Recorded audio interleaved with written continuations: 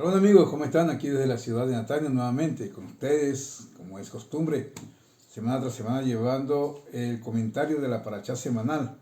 Para esta semana nos ocupa la parachá que lleva por nombre Yitro, nombre que se le otorga entre los 7 tipos de nombres que se conocen al suegro de Moshe.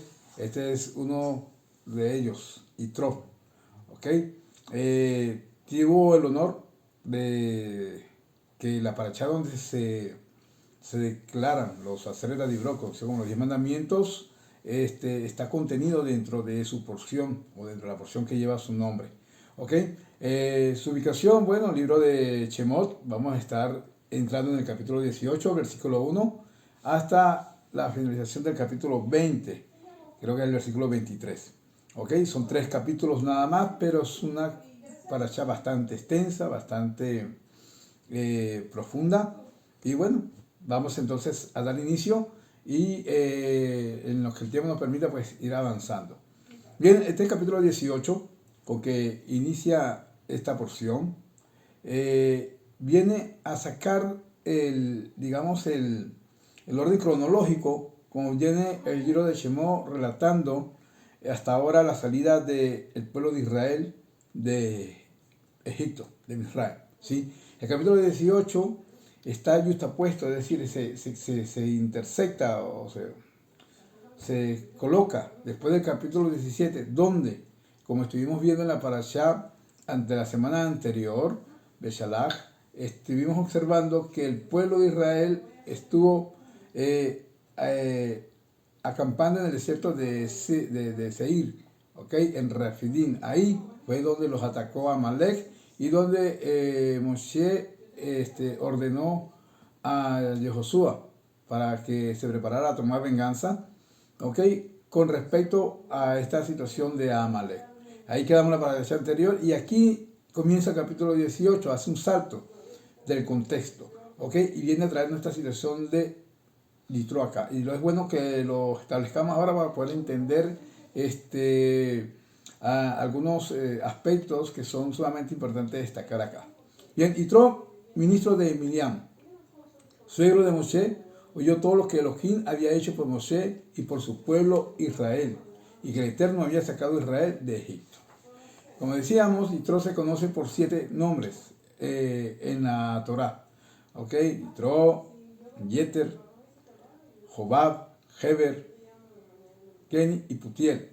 ¿Okay? Dentro de todos estos nombres, el nombre Yeter, de donde se deriva Yitro, viene en función de que Yeter viene del hebreo de quien, el que agrega, ¿okay? El que asume. Entonces, en función al consejo que le damos, entendemos que la relación la forma como está percibida la Torá, es la forma como el Eterno le transmite a Moshe, palabra por palabra, cómo debe redactar la Torá. Y dentro de esta circunstancia, Moshe escucha el consejo de su suegro. ¿Ok? Por lo tanto, esa porción donde él le aconseja a Moshe, vamos a ver más adelante, donde le dice, escucha mi voz y haz esto como te aconsejo, una forma de evitar el desgaste tanto del líder como del pueblo, llevarlo al cansancio. Él observó que era lo que estaba haciendo Moshe y que no considera adecuado. Entonces, todos estos versículos donde está el consejo de Yitro sobre Moshe, entonces son unas circunstancias que le ameritó llevar este nombre de Yeter y Yitro porque asumía hacia él que había asumido pues esa misma Torah, esa misma circunstancia le había asumido para él, porque recordemos que Yitro posteriormente él se hace converso y viene a habitar con el pueblo de Israel. Bien, entonces, ¿qué fue lo que llevó a Yitro ir al encuentro de su yerno Moshe? Pues todo lo que había sucedido y todo lo que había hecho el Eterno. ¿Ok? ¿Qué había hecho el Eterno? Pues hasta ahora pues había oído que había caído el maná del cielo, que estaban siendo alimentados de una forma sobrenatural, que había agua en el desierto, que había una peña de agua que los acompañaba en toda su trayectoria, en todo su desplazamiento. Entre todos estos efectos naturales eran muchos más, sin embargo la Torah no entra en detalle así que fue lo que escuchó. Mas sí, lo que entra a especificar es que el hecho de haber sacado al pueblo de Israel de Egipto es el punto que influye más en la vida de este hombre, de Yitro, para ir al encuentro de su yerno, Moshe. ¿Ok? Él marcha con su esposa, como lo dice acá, y con los dos hijos de Moshe, Gershon y Eliezer. Ahora, dirán, si como con la esposa, si la esposa había salido un año atrás con Moshe, cuando Moshe se dirigió por mandato del Eterno a liberar al pueblo en Egipto. Y así lo estuvimos leyendo, mas sin embargo, una vez que se encuentra, dicen, mira, que cuando se encuentra Moshe con Aarón, antes de llegar a ingresar a Egipto, Aarón le dice, ¿quiénes son ellos? Y le dice, esta es mi mujer y mis hijos. Y le dice, ¿te parece poco el hecho de ver todas las almas que están de nuestro pueblo allá en Egipto, en una condición de esclavitud, y tú vas a ingresar a esas condiciones a tu familia? No es conveniente. Entonces, dentro de esas circunstancias, dice el Midrash que él regresó a su esposa Zipora y a sus dos hijos. Entonces, fueron a habitar con Yitro, y él viene ahora a traerlos para que se reúnan nuevamente. ¿Ok? Yitro se lo de Moshe y los hijos de y su esposa vinieron a Moshe en el desierto, donde acampaban en la montaña de Elohim. O sea, en la montaña de Elohim. Esto nos define que cuando sucede esto, ya el pueblo de Israel estaba en el Sinai y habían recibido la Torá. Y en el momento en que sucedió lo que terminó en la parasha anterior, no habían llegado, a él les faltaba una distancia, estaban a medio camino de llegar al Sinai, al Sinai donde iban a recibir la Torá. Por lo tanto, de aquí empieza a desprender el hecho de que este es un relato que no guarda una relación cronológica con los sucesos. Sin embargo, valiendo la importancia del consejo de Yitro y el contenido tan esencial que está acá para volver otra vez a retomar el momento en que llegan hasta el Har Sinai, era necesario pasar por él. ¿Ok? Entonces, mandó decir Yitro. ¿Con quién mandó? Con un emisario, lógicamente. ¿Ok? De que venía él con su familia, es decir, la familia de Moshe, a su encuentro. Y vemos que la Torá relata que Moshe salió a hacer honores a su suegro y lo acompañó Aarón, ¿okay? Y los ancianos de Israel salieron a su encuentro. Y vemos que el verso 7 relata que Moshe salió a su encuentro su suegro y se posternó y besó. ¿Quién se posternó y quién besó? Entonces, la pregunta, podríamos decir, a lo mejor Moshe no fue que se posternó y lo besó, porque Moshe era el líder de un pueblo, prácticamente estaba en una posición de rey.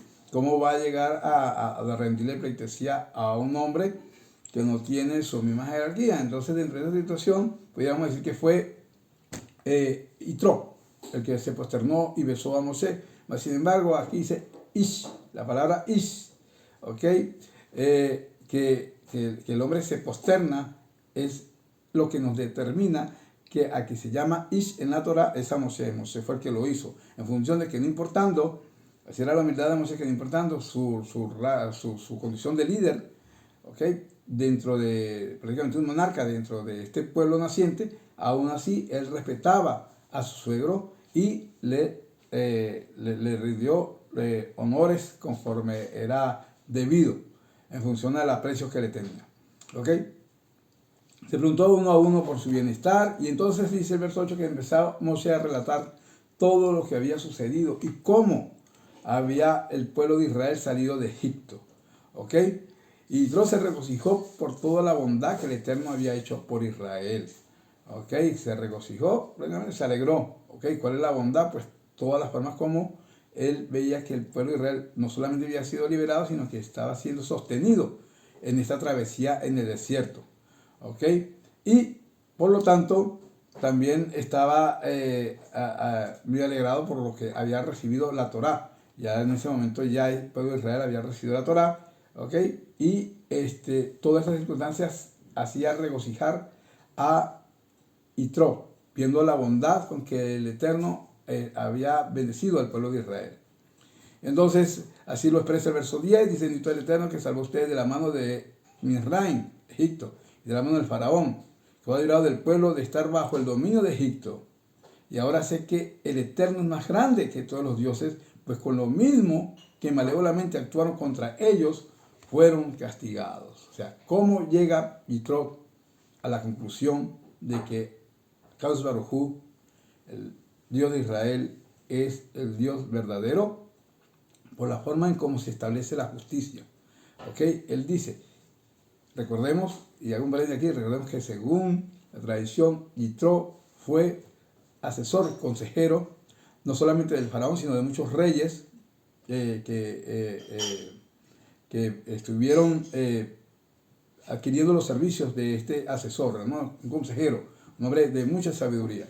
¿Okay? Y esto nos lleva a que Yitro conocía cómo el faraón había tratado de destruir a los varones egipcios, llevándolos a que perecieran en el río, en el Nilo. Y al ver la forma como el Eterno retribuye la maldad de este monarca y de esta nación, de la misma forma, entonces lo que hace llevar al conocimiento y al entendimiento, a la convicción de Yitro, de reconocer a Kadosh Baruj Hu como el único Dios verdadero. ¿Ok? Entonces se le hicieron ofrendas de ascensión. ¿Ok? Aarón y los ancianos de Israel vinieron para comer pan con el suero de Moshe, delante de Elohim. ¿Qué delante de Elohim? Se refiere a que había que hacer una ofrenda, a no dice holocausto, se refiere a una religión que se consume completo. Entonces quiere decir que la que comieron, quiere decir que trajeron otros tipos de sacrificios de Shelomit, ¿okay? Que se pueden ingerir, no que ofrendas de paz. Y entonces, sucedió que el día siguiente, Moshe se sentó a jugar el pueblo, y aquí es donde viene el relato que él observa y ve que Moshe se quedaba jugando el pueblo, y el pueblo se quedaba de pie ante Moshe, desde la mañana hasta la noche. Es lo que hace llevar a Yitro a intervenir y a asumir la situación de dar un consejo, dando su sabiduría, dando su experiencia a lo largo de todo su servicio como ministro, y lógicamente de acuerdo a lo que el Eterno le permite hablar. Y entonces Moshe le explica, eso se hace porque tenemos que establecer y juzgar todos los estatutos que el Eterno nos dio. Entonces, de aquí volvemos a inferir que ya habían recibido la Torá, de esos estatutos, que ellos traían sus preguntas, traían sus litigios y traían cómo resolver los problemas entre la comunidad. ¿Ok? Entonces, Moshe se ocupaba desde la mañana hasta el anochecer de eso. Ante esa situación es donde viene Yitro y asume que esta es una situación que va a llevar al desgaste del líder y lógicamente también a el cansancio del pueblo. ¿Ok? Entonces, esto hace asumir a Yitro que debe intervenir y le da un consejo sobre esa situación. Y dice así el verso 19, ahora escucha mi voz, te aconsejaré y que Elohim esté contigo. Sé tú para tu pueblo intermediario ante Elohim. Sé que Elohim esté contigo, o sea, quiere decir que lo que yo te diga, esto nunca se debe ver desde la perspectiva de lo que Hashem te ha establecido. ¿Ok? Entonces, dice, adviértele sobre los estatutos y las enseñanzas. ¿Ok? Y el camino por el que deben andar y los actos que deben realizar. Y que entre todo el pueblo disciernen hombres, que todo el pueblo discierne hombres capaces, temerosos de Elohim, hombres de verdad, que aborrecen la ganancia, y nombrarlos sobre los jefes de millares, jefes de centenas, jefes de cincuentenas, jefes de decenas, y ellos jugarán el pueblo en todo momento. Todo asunto mayor traerán a ti, y todo asunto menor jugarán ellos. Y así se les dará tu carga, y ellos también cargarán contigo. Si haces esto, Elohim te lo ordena, entonces pondrás a aguantar, y también toda esta gente llegará a su lugar en paz. Entonces establece todo un sistema jurisprudencial donde se establecen tribunales de diferentes calibres, ¿okay? Para cubrir de acuerdo a las necesidades que se plantearan. Y dentro de esta situación, cuando no se podía manejar por falta de conocimiento, un litigio, pues eso había que llevárselo a Moshe. De lo contrario, ellos podían resolverlo de la misma manera. Pero que estos hombres que se iban a colocar como jueces, como hombres que estuvieran siendo jefes de estos grupos que en que se estaba dividiendo para establecer justicia, tenían que ser hombres capaces, hombres que tenían que tener virtud, como lo declaran aquí los versículos previos. El versículo 21, donde se dice que sean hombres que no abracen la ganancia, que hombres que eran de verdad, hombres jefes que tuvieran capacidad de liderazgo. Y sobre todo eso, hombres que tuvieran mucho temor de Dios. Por eso le dice, discierne tú. O sea, tú eres un hombre de Dios y el Eterno te dará cómo asumir eso. Y lo más importante es que le dice, si el Eterno te lo ordena, o sea, yo te doy un consejo como hombre que te aprecio, como hombre de conocimiento, hombre del mundo, pero esto plantea sobre el Eterno y a ver si el Eterno te lo ordena. Es decir, que siempre cuando uno se propone un proyecto, siempre es bueno asumir, colocar todo en manos del Eterno. Bien, entonces, dice que Moshe escuchó la voz de su suegro e hizo todo lo que él dijo. Y Moshe escogió entonces varones, y escogió y todo eso. Y Moshe despidió a su suegro y él se marchó a su tierra. Dimos aquí que en esta parte de que él se marcha a su tierra, dicen, bueno, ¿cómo que se marcha a su tierra? Si de que la Torah nos cuenta más adelante que él después se integra al pueblo de Israel y que incluso viene a ser bendecido su descendencia. En el momento en que se reparte la tierra, a ellos le dan un sector de la tierra que estuvo en manos de su descendencia, hasta que ya hubo el control del repartimiento y la conquista de toda la tierra prometida. Ellos estuvieron ahí hasta que se fueron adhiriendo de forma concreta su descendencia hacia el pueblo de Israel, y ya pues entonces formaron parte del pueblo de forma íntegra. Entonces, aquí cuando dice que él se marchó a su tierra, entonces esto va en contraposición a lo que dice en el libro de Bamidbar. Dice que hablando del suegro de Yitro, dice que él habitó con el pueblo. Entonces, esta situación que difiere de opinión es solamente porque en el momento en que en este pasaje que estamos leyendo de Shemó, él después de aconsejar a su yerno, él se va. El objetivo de irse es para ir y convertir también a su familia, y de esta forma retornar y entonces integrarse al pueblo de Israel. Entonces ya aquí termina este capítulo 18, aquí concluye pues básicamente esta insección de este contexto que no tiene, como decíamos, un orden cronológico con respecto a lo que veníamos viendo, y entramos al capítulo 19, dice, en el tercer mes después de la salida de los hijos de Israel de la tierra de Misraim. Recordemos, salieron en el mes de Nisan, y pasaron al tercer mes, estamos ya en el mes de Sivan. En este mes, en ese día,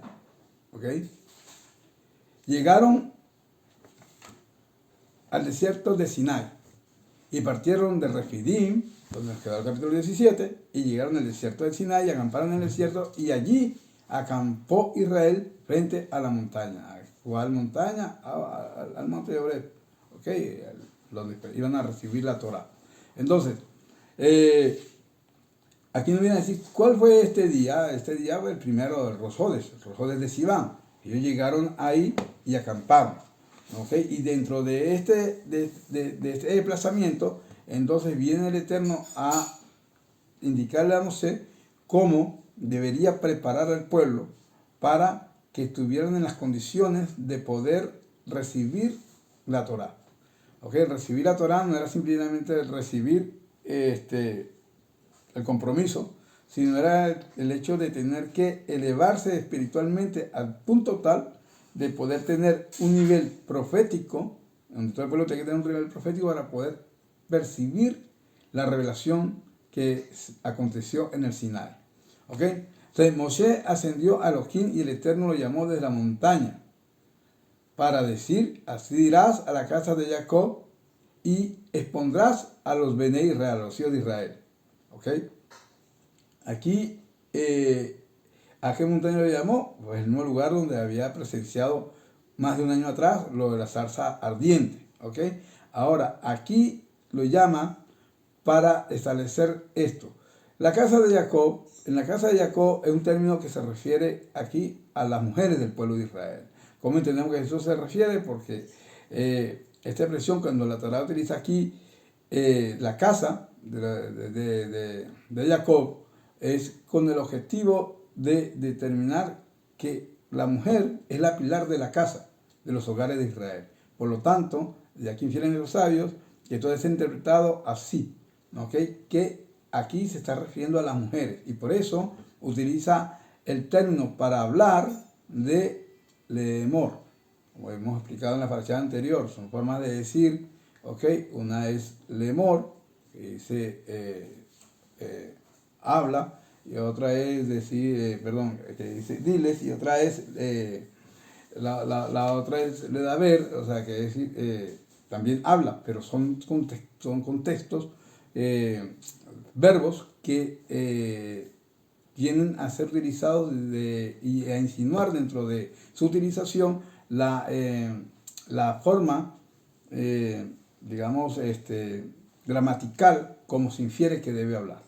¿Okay? Entonces aquí leemor para las mujeres, porque a las mujeres hay que hablarle de forma suave, y eso es lo que viene a determinar aquí. Cuando una mujer se le habla, no se le puede asumir con la misma rigidez con que se le habla al hombre. Por eso cuando el Eterno le dice a Moisés que le hable a las mujeres, utiliza este verbo, que lo que quiere decirle de que a ellas, que son los pilares, serán los pilares, el fundamento de las casas del pueblo de Israel, ellas deberían ser orientadas para que estuvieran preparándose y estuvieran en la condición de aceptar la Torá, de forma en que ellas los pudieran manejar. ¿Okay? Y cuando se le dice al hombre, dice a los hijos de Israel, ¿okay? A ellos le expondrás, y la palabra le da a ver, viene a decir que les hay que responder de forma rígida. Y ahí que cuando nos hablamos en cuanto a los cumplimientos de la misbot, ¿okay? El hombre tiene una obligación más intrínseca, ¿okay? Con respecto a cómo observar la misbot, a cómo lo hacen las mujeres.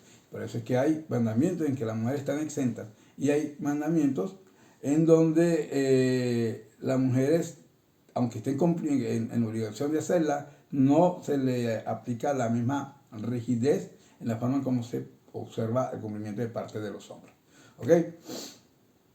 Entonces, dice, ustedes vieron lo que yo hice a Egipto y que yo los porté sobre las alas de águila y los traje a mí.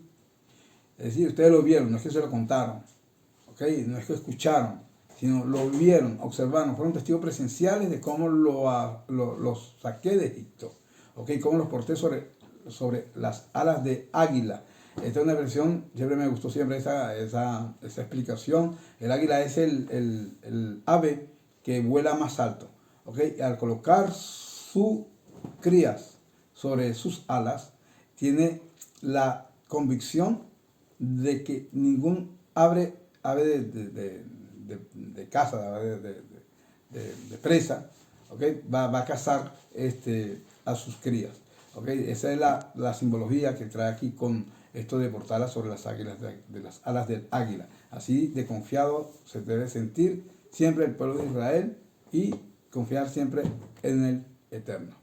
Bien, ahora dice, y si escuchas diligentemente mi voz y guardas mi pacto, serán para mí un tesoro entre todas las naciones, pues mía es toda la tierra. Es decir, que en el momento, dice, y ahora si escucharan, o si escuchan. Es decir, si en este momento deciden escuchar de forma diligente, es decir, con responsabilidad, mi voz, y guardan mi pacto. Aquí el pacto no se refiere ni al pacto del Shabbat, ni al pacto de la circuncisión, sino que aquí se está refiriendo sobre lo que es el pacto del cumplimiento de la Torah. ¿Ok? ¿Y por qué dice la expresión ahora? Porque siempre para cualquier yehudí, cualquier hermano que esté en la condición de en ese momento, no importa la edad que tenga, no importa a dónde se haya desviado, si en ese momento decide hacer teshuvá y cumplir la Torah y la misbot, en ese momento el Eterno establece ese pacto juntamente con él. Porque somos el tesoro, o sea, algo apreciado de parte del Eterno. No es que Él no aprecie todas las naciones, sino que somos, de entre todas las naciones de la tierra, ¿ok? Somos una circunstancia o un pueblo muy cercano, muy valorado por el Eterno. ¿Por qué? Porque Él tenía la disposición de cumplir con ellos lo que había prometido a Abraham, Isaac y Jacob, y porque de alguna u otra forma estaba en la disposición de revelar su Torah, o de revelarse Él para entregar su Torah. ¿Ok? Y ustedes serán para mí un reino de ministros, Makleje Kohanim, reino de sacerdotes, se puede interpretar así. ¿Ok? Una expresión Kohanim tiene muchas diferencias con respecto a esto, no solamente se refiere al sacerdocio. ¿Ok? Un pueblo santo. ¿Ok? Goy Kadosh. Estas son las palabras que hablarás a los Bene Israel. ¿Ok? ¿Por qué un pueblo santo? Apartado. Es decir, de alguna u otra forma, ustedes serán apartados dentro de todas las naciones. ¿Ok? Porque son un pueblo apartado para mí. Entonces, estas son las palabras que el Eterno, que hablarás a los Bene Israel, son estas y no otras. O sea, no agregarás ni más ni menos. Estas mismas palabras son las que dirás. Y eso nos viene a enseñar esto. ¿Okay? Que a otra no se le puede agregar y no se le puede quitar. ¿Okay? Así que Moshe vino y convocó a los ancianos del pueblo, le presentó todas esas palabras que el Eterno le había encomendado. Y todo el pueblo respondió al unísono y dijeron: todo lo que hable el Eterno haremos. Y Moshe trajo de vuelta estas palabras al pueblo, del pueblo al Eterno. Es decir, descendió, dio la información, recibió digamos el ok, el visto bueno de parte del pueblo, y eso se lo hace saber al Eterno. Así que el Eterno le dijo a Moshe: aquí que yo vengo a ti en la espesura de la nube, para que el pueblo escuche mientras yo hablo contigo, y también crean en ti por siempre. ¿Okay? Esta espesura de la nube es la parte donde estaba más densa, ¿okay? Donde era poco viable la visibilidad. ¿Okay? Desde ese punto de vista, donde nada más podía subir Moshe en la montaña, se lo vamos a ver más adelante, que se forman límites dentro de la montaña, solamente ahí podía subir Moshe. ¿Okay? Y ahí entonces él se revelaría ante el pueblo, y esta revelación tendría como consecuencia que el pueblo creyera en Akadosh Baruj Hu y que creyeran también a su siervo Moshe. ¿Okay? Entonces le dijo: ve al pueblo y haz que se preparen hoy y mañana, y que laven sus vestimentas, y que estén dispuestos para el tercer día, porque el tercer día que el Eterno descenderá a la vista de todo el pueblo sobre la montaña del Sinaí. Le fijará límite alrededor para el pueblo, para decir: guárdense de subir a la montaña o de tocar el borde, o cualquiera que toque la montaña ciertamente morirá. Y ninguna mano lo tocará, pues ciertamente será apedreado y despeñado, ya sea bestia o ser humano, no vivirá. Al toque prolongado del corno, shofar, entonces podrán subir a la montaña. Vemos entonces que se manda a preparar el pueblo, hacer reflexión, hacer teshuvá, hacer purificar su ropa, es decir, bajar al mikve, y apartarse de mujer. ¿Okay? Tienen que apartarse durante un periodo de 3 días. ¿Okay? De manera que no hubiera nada que pudiera profanar el momento en que el pueblo de Israel iba a estar recibiendo la revelación del Sinaí. ¿Ok? Entonces, se fijan límites, se establecen límites. Estos límites tenían como objetivo alertar al pueblo que no podían llegar a transgredirlo. ¿Y cómo se fijan esos límites? Colocando estos avisos. Eran señales que decían esto: ninguna mano lo tocará, pues ciertamente será apedreado o desempeñado, ya sea bestia o ser humano, no vivirá y no vivirá. Eso es lo que se colocaba en cada uno de los límites que se establecieron al borde de la montaña. ¿Okay? Así que Moshe descendió de la montaña, el pueblo hizo lo que el pueblo se preparase, y así lo hicieron. No vamos a hablar de lo que está acá, esto que conforme se lo ordenó el Eterno, así lo transmitió Moshe, y ellos así lo hicieron. ¿Ok? Y Moshe sacó al pueblo sacó al pueblo del campamento al encuentro de Elohim y se pararon para la montaña. Porque dice que Moshe lo sacó, sabían que ellos iban a estar ahí. Lo que pasa es que, como dice el verso 16, que al tercer día, cuando se hacía de mañana, hubo truenos y relámpagos y nube espesa sobre la montaña, y el sonido del corno era muy intenso, y se estremeció todo el pueblo en el campamento. O sea, tuvieron temor. Era tanta la dimensión de la manifestación que se estaba estableciendo en este lugar que el pueblo de Israel no quería salir.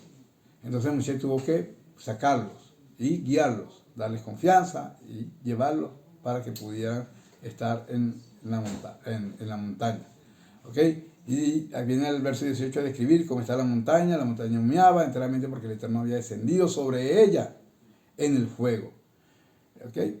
Y su humo ascendió como humo de horno, y toda la montaña se estremeció intensamente, y el sonido del corno se hacía progresivamente más intenso, y Moshe hablaba a Elohim y le respondía con una voz. Pareceramente que al leer este versículo 18 pudiéramos decir que el Eterno bajó físicamente a la montaña. Sin embargo, ahora más adelante vamos a ver que no es así, porque más adelante vamos a entender que él dice, y escucharon la voz del cielo. Es decir, que esto es una forma figurada para entender cómo fue cómo describir cómo fue la manifestación de la revelación del Eterno en el Sinaí. Mas sin embargo, para evitar de que Dios no puede habitar en algo finito como es el mundo, y mucho menos en una montaña, pues se determina que fue la voz que habló desde el cielo. Por lo tanto, Moshe hablaba a Elohim y Elohim le respondía con una voz. Es decir, Moshe hablaba y el Eterno le respondía. ¿Ok? En una voz aprendemos que en ello de que el Eterno habló en una sola pronunciación los Aseret Adibrot, los 10 mandamientos. Y después los repitió para que el pueblo estuviera consintiendo, aceptando o no las condiciones del pacto. Ahora, entonces, y el Eterno respondía con una voz, también implica de que el Eterno incrementaba la voz de Moshe y lo llevaba a tener una voz superior, es decir, un tono de voz mucho más alto, con el objetivo de que el pueblo pudiera escuchar a pesar de todo el estruendo que se manifestó en el Sinai. Y el Eterno descendió sobre la montaña del Sinai, sobre la cima de la montaña, y el Eterno llamó a Moshe de la cima de la montaña, y Moshe ascendió.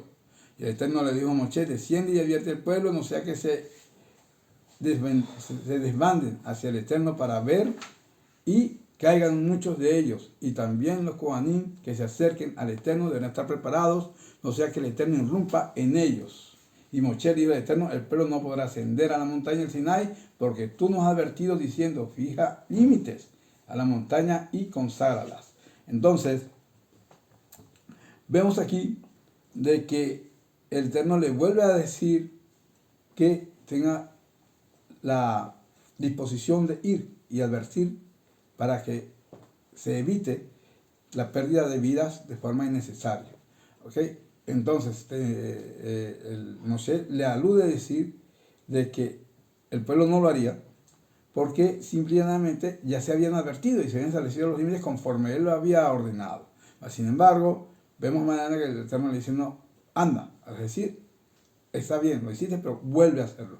Eso nos lleva a decir que siempre cuando vemos la disponibilidad de que nuestro hermano se descuide en la observancia de la naturaleza de la misma, tenemos que buscar la forma de siempre ir y advertirle, ¿ok? De ir y ponerlo en aviso, que sea porque esté haciendo algo por desconocimiento o porque lo esté haciendo de forma desafiante, ¿ok? Entonces, eso nos enseña acá, ¿ok? Cuando habla aquí de los Kohanim, ¿ok? Recuerden que aquí cuando habla de los Kohanim, no estamos refiriendo a los Kohanim descendientes de los levitas, que vienen a ser los Kohanim posteriormente. Estos Kohanim eran los primogénitos de los hijos de Israel. ¿Ok? Los primogénitos eran los que establecían la función sacerdotal en cada familia. ¿Ok? Y esto no era una sola práctica exclusiva del pueblo de Israel, sino que también era una práctica exclusiva de muchos pueblos.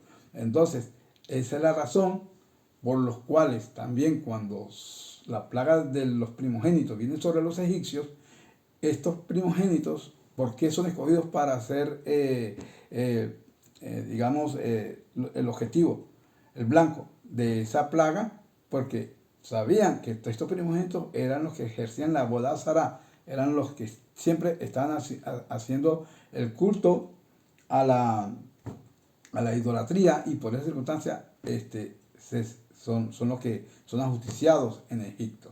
Y con respecto a esa situación, estos son los sacerdotes que estaban en ese momento, hasta que hubo la cuestión del Geta Egel, que es la cuestión del pecado con el becerro de oro. Entonces ahí cambia la situación, y entonces el Eterno sustituye a estos primogénitos por los Kohanim. ¿Ok? Entonces, dice, Moshe descendió, ¿ok? Y les dijo al pueblo, es decir, le dijo la advertencia que le había dado. Llegamos entonces al verso 20, y entonces dice que Elohim habló todos estos enunciados para decir, es decir, que él habló para que el pueblo dijera, qué decía, qué tenía que decir el pueblo. Esto nos enseña que cuando se hacía cada enunciado, si era un enunciado que en respecto a un mandamiento prescriptivo, si una ordenanza positiva, el pueblo decía sí. Y si era con respecto a una circunstancia negativa, un mandamiento negativo, una restricción, pues el pueblo decía no. Entonces, eso era lo que decía, tendrás el pueblo estos enunciados para decir, o sea, ellos tienen que comprometerse con voz audible, tiene que el pueblo responder. Y dice, yo soy el Eterno de Elohim que te sacó de la tierra de Egipto, de casas de esclavos. ¿Ok? Aquí está el primer mandamiento. ¿Cuál es el primer mandamiento? Reconocer, entender y saber de forma consciente que el Eterno existe, es uno, único, y que Él es el que nos liberó de la tierra de Israel. ¿Ok? Después viene el segundo mandamiento, dice, no tendrás dioses ajenos en mi presencia, y no harás para ti efigies talladas de cualquier imagen de lo que está arriba en los cielos, o abajo en la tierra, o en las aguas debajo de la tierra, y no te prosternarás ante ellos ni los servirás, pues yo soy el Eterno, tu Elohim, un Elohim celoso, que tome en cuenta la iniquidad de los padres sobre los hijos hasta tercera y cuarta generación, de los que me aborrecen, pero hago bondad por los millares de generación a los que me aman y a los que guardan mis mandamientos. Entonces, aquí existe la prohibición de tener dioses ajenos. En el primer mandamiento, con respecto a saber y conocer, entender que Elohim es uno, el pueblo decía sí, nos comprometemos a entenderlo y saberlo, es nuestra responsabilidad. Cuando viene el segundo mandamiento decimos no haremos dioses ajenos. Dioses ajenos, ¿qué implica esta expresión? Ajenos, es decir, que son dioses que lo han hecho dioses aquellos que son ajenos a mí.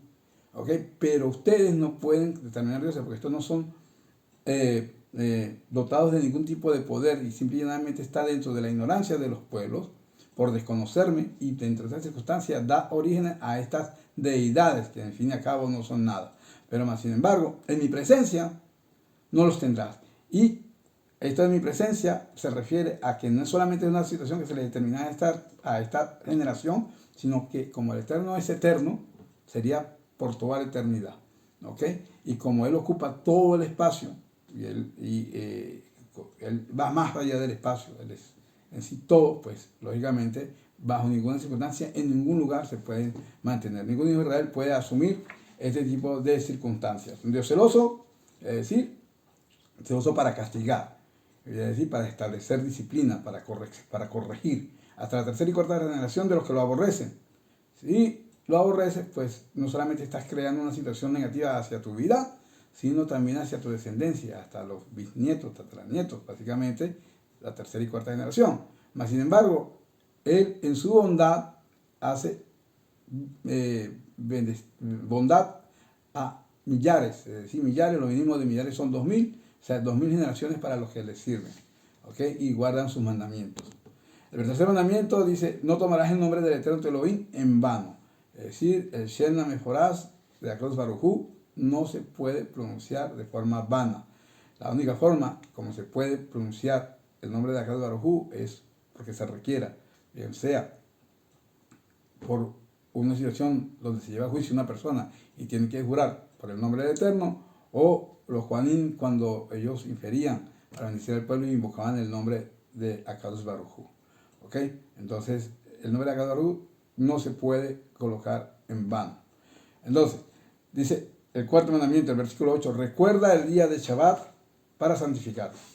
Es decir, aquí aparece en forma distinta como aparece en Devarim 5, ¿ok? En Deuteronomios. Dice que, dice, guarda, aquí dice recuerda, Sajor, y ella guarda Shamor.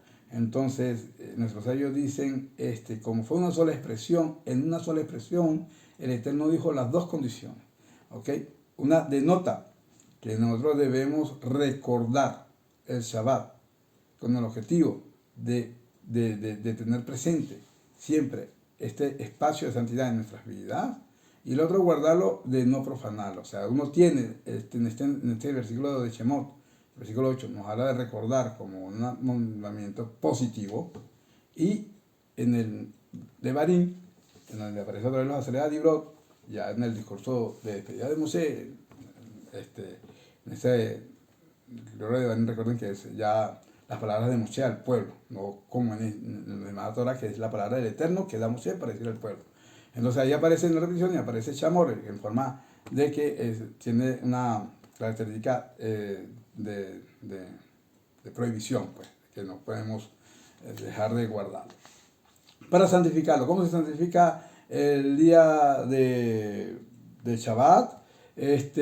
Pues viene aquí, lo implica, no haciendo melajot, no trabajarás, entender que es trabajar, ¿ok?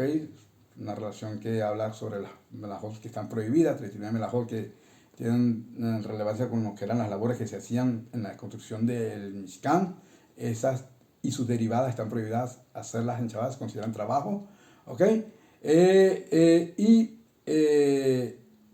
No solamente para la persona, sino también para su familia, sus hijos y sus siervos e incluso sus animales.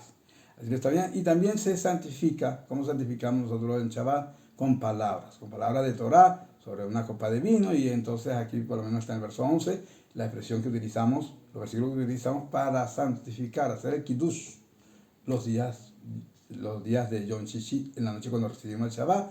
Dice, porque en 6 días el Eterno hizo los cielos y la tierra, el mar y todo lo que hay en ellos, y descansó en el 6º día, y por eso el Eterno bendijo el día de Shabbat y lo consagró. ¿Ok? Esta es una de las expresiones que utilizamos para consagrar el Shabbat. Y aquí podríamos determinar con eso que bendijo el 7º día, y con eso que lo consagró. Lo bendijo, pues, con el maná. ¿Cómo así? En el maná explicamos que la racha anterior, que cuando salía el maná, no se podía conservar por 2 días porque se echaba a perder, se descomponía. La única forma en que tú podías tener cómo guardar el Shabbat era el Yom Shishi, el día sexto, recogías doble porción para poder preparar comida para el Shabbat, y ese no se dañaba, no se estropeaba. ¿Ok? Entonces esa es una forma en que él bendijo el Eterno el día del Shabbat. ¿Y cómo lo consagró? Con el mismo maná. ¿Ok? ¿Cómo? Pues en el maná se consagró el Shabbat, a través del maná, pues que en Shabbat no caía. Y de esa forma vemos cómo el Eterno apartaba ese día en medio de su responsabilidad con el pueblo de Israel. Y de esta forma enseñar y aprender cómo se establece esta circunstancia de parte del Eterno para con su pueblo. Después dices, honra a tu padre y a tu madre para que te sea prolongada tus días sobre la tierra que el Eterno tu Elohim te concede. ¿Ok? Serán prolongados tus días si los honras a tu padre y a tu madre. Pero también esto nos lleva a inferir que si no los honramos, entonces serán acortados nuestros días. Entonces, esto es un mandamiento que, a pesar de que es intuitivamente perceptible, por qué debemos asumirlo, pero entender las consecuencias y la bendición que atrae esto, entonces nos llega a entender que también esto forma incluso uno de los mandamientos que están considerados dentro de la Torah, es decir, que a pesar de que es obviamente algo loable hacerlo, eso escapa de nuestra comprensión, cómo esto acarrea la bendición o por el contrario, la consecuencia negativa en el caso de no hacerlo. ¿Ok? Después entonces viene lo que estarían los otros 5 saceras de libro, que serían la segunda tabla. Dice, no matarás, aquí se refiere lógicamente al asesinato, ¿ok? Es decir, de forma con premeditación y alevosía. Esto no incluye si alguien tiene que defenderse su vida, lógicamente, si el valor de un ser humano tiene un valor, el tuyo también lo tiene, y en caso de guerra y circunstancias de alguien viene por ti, pues la Torah permite. Lamentablemente, estarnos libres de pasar por una situación esa, de tomar la vida del otro, si es que la nuestra está en riesgo. Pero aquí se refiere al asesinato. O sea, no cometerás adulterio, ok, esto es no solamente para los hombres, para las mujeres, tanto el hombre adúltero como la mujer adúltera tenían el castigo de pena de muerte, por mano en tribunal, ok, lo mismo que el asesino. No robarás. Como estamos hablando dentro del mismo contexto, aquí no se refiere al robo del hurto, aquí se refiere al robo de personas, lo que sea el secuestro. ¿Okay? De aquí se infiere que por estar hablando la Torah en los términos de los que estos mandamientos que están, de esta advertencia, las prohibiciones que están acá en esta tabla, son prohibiciones cuyo no observación dejaría a la persona en manos de un tribunal para ser condenado a muerte. Entonces, por lo tanto, deducimos que aquí no se refiere al robo. Lógicamente, el robo es una prohibición, pero no está contenido entre los aceros de libro, sino aquí se refiere al secuestro. Y no expresarás falso testimonio contra tu compañero. Entonces, me diría, si ese es el contexto, entonces, ¿qué podemos decir acá? Si acaso decir falso testimonio contra tu compañero, eso también incluiría pena de muerte. Pues habían casos en que sí. Si el testimonio falso iba a procurar la muerte de la persona que estaba siendo sometida a juicio y que ese testimonio podía, siendo falso, ocasionar la pérdida de su vida del implicado en el juicio, pues lógicamente al demostrarse que estaba haciendo un testimonio falso y con testigos se podía manifestar esto, pues lo mismo que tú querías hacer a tu prójimo, entonces se realizará a ti. No codiciarás la casa de tu prójimo. Y aquí viene a especificar todo, ni su casa, ni la mujer, ni su siervo, ni su criada, ni su toro, ni su asno, ni nada, ni su auto, ni su moto, nada que ver. No se puede tener las circunstancias de dar inclinación al mal ojo. El mal de ojo es el Ain Hará, dice Ain, no en Ain, la llama Ain, un solo ojo, porque cuando el hombre contempla con codicia lo que su prójimo tiene y lo envidia, es porque su capacidad de ver no es completa.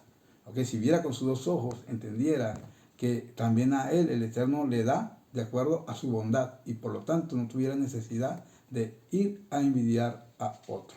¿Okay? Y una cosa lleva a otra y el que envidia pues puede llegar a crear falso testimonio, el que crea falso testimonio puede llegar a generar la pérdida de una vida y todas estas circunstancias desencadenaría una situación que traería consecuencias graves sobre quienes infrinjan estas leyes. ¿Ok? Y viene entonces, una vez transmitido todo esto, tú dices que todo el pueblo veía los sonidos. ¿Cómo se puede ver el sonido? Una situación maravillosa que se veía ahí, una situación sobrenatural. Pudo percibir el pueblo de Israel. ¿Ok? Y la montaña humeando, y el pueblo vio y tembló y se paró a lo lejos, y dijeron a Moshe, habla tú con nosotros, y escucharemos, pero que Elohim no hable con nosotros, no sea que muramos. O sea, ante el estruendo de la voz del Eterno, el pueblo temía. Y entonces delegaron a Moshe para que terminara de recibir toda la revelación. ¿Ok? Pero diciendo ustedes que ellos prácticamente escucharon con claridad cuando se expresó el Eterno en una sola voz, lograron afectar los 2 primeros mandamientos. Y después Moisés tuvo que ir y repetir cada uno de ellos con el objetivo de que el pueblo consintiera en el pacto. ¿Ok? Entonces vemos que Moisés los anima, que no teman, que para elevar a ustedes, es que el Elohim ha venido. O sea, ¿para qué ha venido? Para elevarlos. ¿Cómo elevarlos? O sea, para hacerlos destacar dentro de las naciones, para hacerles entender a las naciones que ustedes son un pueblo especial, un pueblo escogido, y que el Eterno en su infinita misericordia tuvo la bendición y la disposición de revelarse a ustedes para entregarles su Torah. Eso es lo que podemos entender cuando dice para elevarlos, ¿ok? Y para que el temor de Elohim esté frente a sus rostros, a fin de que no pequen. Es decir, una vez que ustedes vieron esto y la convicción de la manifestación divina es clara, pues esto es más que suficiente para alejarlos del pecado, ¿ok? Así que el pueblo se paró a lo lejos y Moshe se acercó en la niebla espesa donde estaba Elohim. Y el Eterno dijo a Moshe, así dirás a los de Israel, ustedes han visto que desde los cielos he hablado, eso que me refería allí, no estaba realmente descendiendo en la montaña de forma física, el Eterno no es corpóreo, ¿okay? Sino que desde el cielo su voz ha hablado. Y no harás imágenes de lo que está conmigo, ni dioses de plata. Aquí vuelve a hacer una serie de advertencias. Y con respecto a cómo termina esta paracha, habla de que a la hora de que se quiera establecer un altar para acercarse al Eterno, tiene que ser un altar de tierra. ¿Okay? Y si se hace de piedra, pues no se podía blandir una espada sobre él. ¿Okay? Y el objetivo de establecer estos sacrificios, de estos altares, era con el objetivo de que se mencionara el nombre del Eterno y que Él vendría y bendecería al pueblo a través de estas ofrendas. ¿Ok? Y establece que cuando Él escoja el lugar, estos altares solamente se establecerán en los lugares donde Él escoja y no en cualquier circunstancia o en cualquier lugar. ¿Ok? Y bien, aquí básicamente concluye nuestra parashá. Espero que hayamos podido abarcar pues lo más destacable dentro de esta amplia y profunda y hermosa contenido que nos trae esta semana. Y bueno, les animo para que sigan ahondando y que puedan compartir, y los espero la próxima semana. Que tengan todos Shabbat Shalom.